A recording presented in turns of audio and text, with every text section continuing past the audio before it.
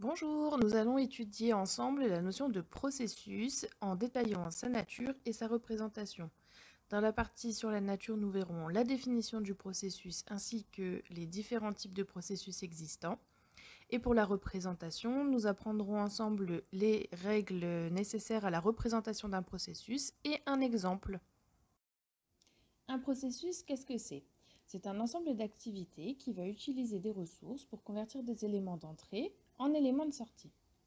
Expliquer plus simplement, c'est-à-dire que le processus, il va permettre à des éléments d'entrée, comme par exemple la commande d'un client, de se transformer grâce à plusieurs activités et à des ressources qui seront mobilisées pour qu'ils soient transformés en éléments de sortie, comme par exemple l'envoi de la commande au client.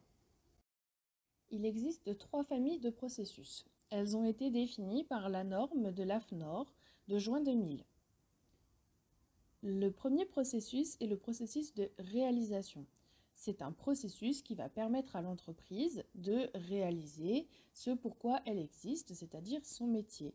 Donc on va être sur la production d'un bien ou d'un service ou sur sa commercialisation. Le deuxième processus, c'est le processus de support. Ce processus-là, il va représenter une activité interne à l'entreprise. C'est-à-dire que cette activité, elle n'agit pas dans le processus de vente ou de production pour le client.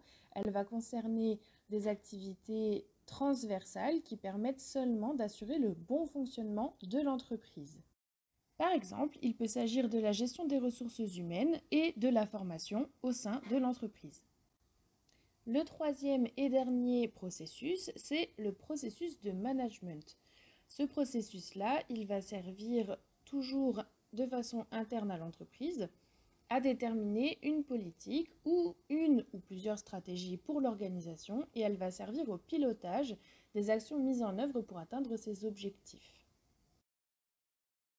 Pour représenter un processus, il y a des règles à respecter. Le premier élément à faire apparaître quand vous souhaitez représenter un processus, ce sont les acteurs. Donc, il existe 2 types d'acteurs. Il y a les acteurs internes qui participent à la production du résultat du processus et il y a les acteurs externes qui sont seulement émetteurs ou récepteurs d'informations participant au processus mais qui n'effectuent aucune activité de ce processus. Le deuxième élément à faire apparaître quand vous représentez un processus, c'est l'événement. Alors, il y a plusieurs événements à faire apparaître. Dans tous les cas, ce sont des éléments issus d'un flux d'informations du système d'information. Il y a tout d'abord l'événement déclencheur qui va entraîner la mise en œuvre d'une activité du processus. Et il y a ensuite l'événement résultat qui est le résultat du traitement des premiers événements, le résultat du traitement d'une ou plusieurs activités. Justement, les activités, ce sont d'autres éléments qui sont obligatoires de représenter dans un processus.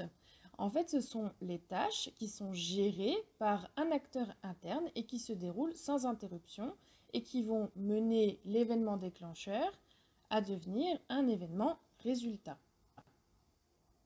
La quatrième chose à faire apparaître dans votre représentation, c'est l'élément de synchronisation, c'est-à-dire la combinaison d'événements déclencheurs qui va permettre d'enclencher l'activité ou les activités. Cette synchronisation, elle est représentée par une expression conditionnelle sur les événements, c'est-à-dire qu'elle va être représentée par une connectique comme et, ou. La dernière chose à représenter sur votre processus, c'est la condition. C'est ce qui va déterminer si les événements déclencheurs et l'activité ont mené à un événement résultat.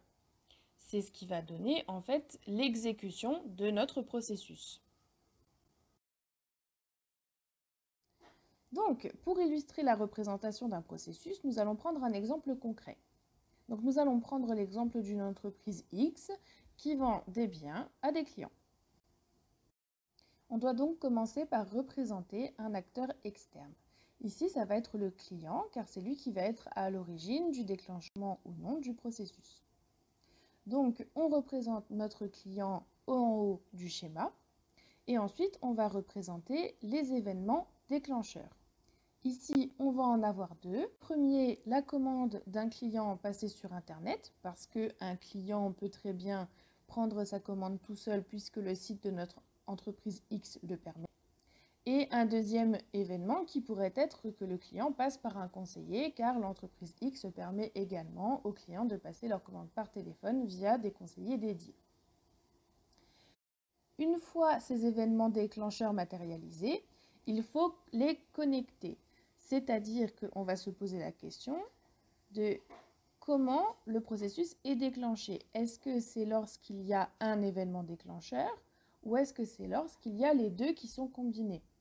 Dans le cas qu'on étudie de l'entreprise X, il n'y a pas besoin que la commande soit passée et par Internet et par le conseiller.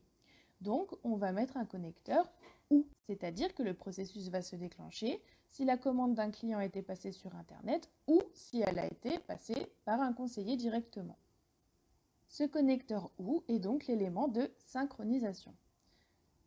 Une fois ces éléments matérialisés, on doit aller à l'activité.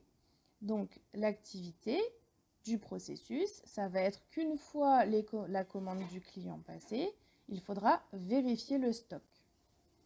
Ensuite, comme on l'a vu précédemment, l'activité, c'est quelque chose qui est géré par un acteur interne à l'entreprise, qui a un effet sur le processus. Donc, on va représenter aussi l'acteur interne concerné. Donc là, ça va être une personne qui est gestionnaire de stock.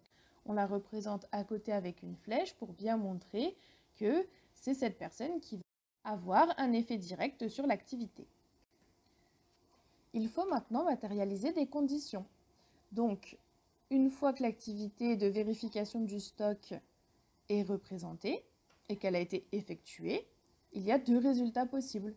Soit le stock est approvisionné du produit commandé par le client, soit le stock ne l'est pas, il n'est pas approvisionné du produit que le client souhaite commander. Une des deux conditions est forcément remplie, et du coup, selon celle qui l'est, il faut matérialiser des événements résultats pour donner le résultat de notre processus. On va en avoir un pour chaque condition. Donc, si le stock est approvisionné, on va déclencher un envoi de la commande à un préparateur, le préparateur qui va faire la commande client en allant chercher le bien dans le stock, en préparant le colis, etc. Et si le stock n'est pas approvisionné, ce qu'on va déclencher, c'est l'envoi d'un mail au client pour proposer un nouveau produit. Ce sont donc nos événements résultats. Et voilà, le processus est représenté. Vous avez désormais toutes les connaissances et la méthodologie nécessaires à la représentation d'un processus.